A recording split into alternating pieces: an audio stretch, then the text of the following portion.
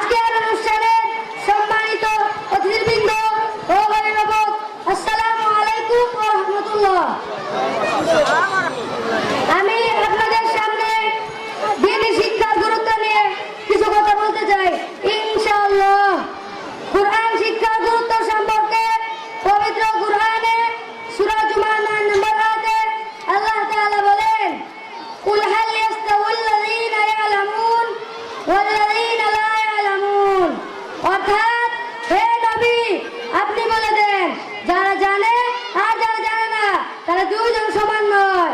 তোমাদের মধ্যে যারা জ্ঞানী তারা আমার উপদেশ গ্রহণ করে। রাসূলুল্লাহ সাল্লাল্লাহু আলাইহি ওয়াসাল্লাম হাদিসের মধ্যে বলেছেন, জামে তিরমিজি 2682 নম্বর হাদিসে, যারা দ্বীনি শিক্ষা অর্জনের জন্য বাড়ি থেকে বের হয়, আল্লাহ তাআলা তার চলার পথকে সহজ করে দেন এবং সে জান্নাতের পথে চলতে থাকে। আর আল্লাহ তাআলার ফেরেশতারা তার চলার রাস্তায় নূরের পাখা বিছিয়ে দেন এবং আল্লাহ তাআলার অসংখ্য ফেরেশতারা তার জন্য দোয়া করতে থাকে। অর্থাৎ আল কুরআন এবং হাদিস থেকে প্রমাণিত হয় যে শিক্ষিত এবং অশিক্ষিত কখনো সমান হতে পারে না। শিক্ষার অনেক মর্যাদা রয়েছে। যেমন ইংরেজিতে একটি উক্তি রয়েছে, education is the most powerful weapon which you can use to change the world, Nelson Mandela. অর্থাৎ শিক্ষাই যে সর্বশক্তিমান অস্ত্র যা দিয়ে তুমি পৃথিবীকে বদলে দিতে পারো। তাহলে আমরা এখান থেকে কি জানতে পারলাম? আরবি শিক্ষা, দ্বীনি শিক্ষার অনেক মর্যাদা রয়েছে। যেমন আকাশের লক্ষ লক্ষ তারার মাঝে একটি চাঁদের যেমন মর্যাদা রয়েছে, তেমনি অন্যান্য শিক্ষার চেয়ে দ্বীনি শিক্ষার বেশি মর্যাদা রয়েছে। যারা দ্বীনি শিক্ষা অর্জন করে তাদের জন্য গর্তের তুমির লেখা থেকে শুরু করে সমুদ্রের মাছ আল্লাহর কাছে রহমতের দোয়া করে ও মাগফিরাত কামনা করে।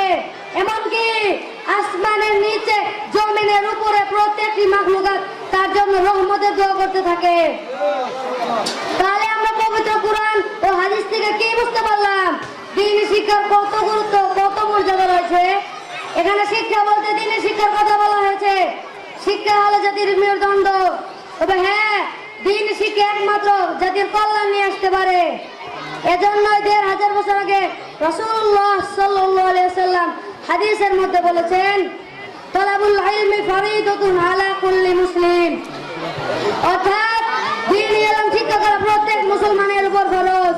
এই হাদিস থেকে আমরা কি বুঝতে পারলাম? ছোট বড় নারী পুরুষ সকল মুসলমানের জন্য দ্বীনি ইলম শিক্ষা করা ফরজ। ৫ ওয়াক্ত নামাজ আদায় করা যেমন ফরজ, রমজানে রোজা রাখা যেমন ফরজ, নারীর জন্য পর্দা করা যেমন ফরজ, কুরআন শিক্ষা, দ্বীনি শিক্ষা অর্জন করা তেমন ফরজ। কোনো পার্থক্য নেই। অবশেষে আমি আল্লাহ তাআলার কাছে প্রার্থনা করি, আল্লাহ যেন আমাদের সবাইকে দ্বীনি শিক্ষা অর্জন করার তৌফিক দান করেন। সকলেই বলি আল্লাহুম্মা আমিন।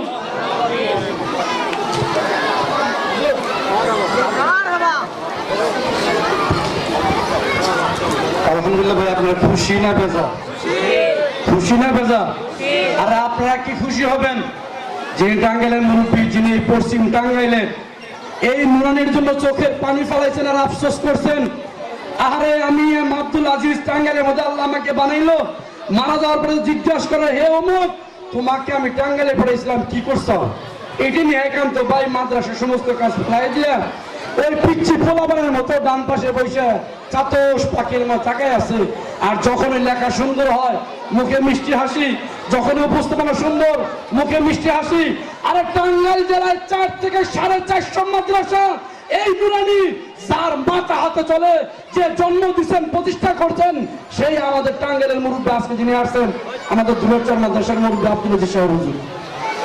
আজকে যেদিকে যায় নুরানির বাচ্চা রাস্তাঘাটে দেখলে এমন আনন্দ লাগে, যখন এই প্রদর্শনী হয় তখন আনন্দ লাগে।